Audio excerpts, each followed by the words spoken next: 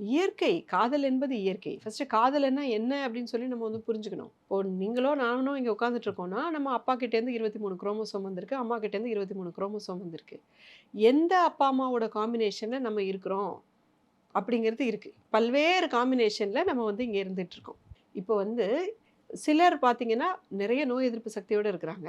சிலர் பார்த்தீங்கன்னா, ரொம்ப ஷார்ப்பா இருக்கிறாங்க. சிலர் பார்த்தீங்கன்னா, கை, கால் திறனோட இருக்காங்க. சிலர் அப்படி இல்ல. சிலருக்கு பலவிதமான குறைபாடுகள் அப்படி எல்லாமே இருக்கு.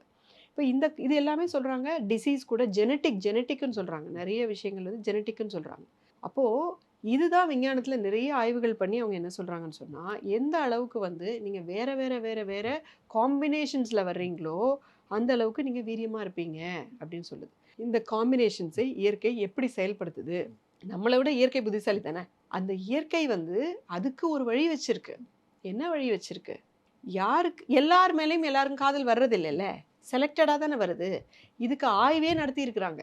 யாருக்கு யார் மேல காதல் வருது அப்படிங்கக்கூடிய ஆய்வு என்ன சொல்லுதுன்னு சொன்னா, அந்த இயற்கையா வரக்கூடிய காதல், அந்த காம்பினேஷன் இருக்குல்ல, அந்த காம்பினேஷன் வந்து ஜெனடிக்கா வீரியமான ஆஃப்ஸ்பிரிங்ஸை கொடுக்கக்கூடியது அப்படின்னு சொல்றாங்க. இது மனிதர்ல மட்டும் இல்ல. பல்வேறு காதல் செய்யக்கூடிய பல்வேறு உயிரினங்கள் பார்த்தீங்கன்னா, இந்த காம்பினேஷன்ல தான் அதுக்கு காதல் வருதுன்னு சொல்லுது. அது காதலித்து, காதலித்து வரக்கூடிய அந்த ஆஃப்ஸ்பிரிங்ஸ் வந்து வீரியமான வீரியமான அந்த இனத்தை தழைக்க வைக்கக்கூடிய ஆஃப்ஸ்பிரிங்ஸ் வருது அப்படின்னு சொல்லுது. சயின்டிஃபிக்கா புத்திசாலித்தனம் என்னவென்றால், காதலித்து திருமணம் செய்வது தான் புத்திசாலித்தனம்.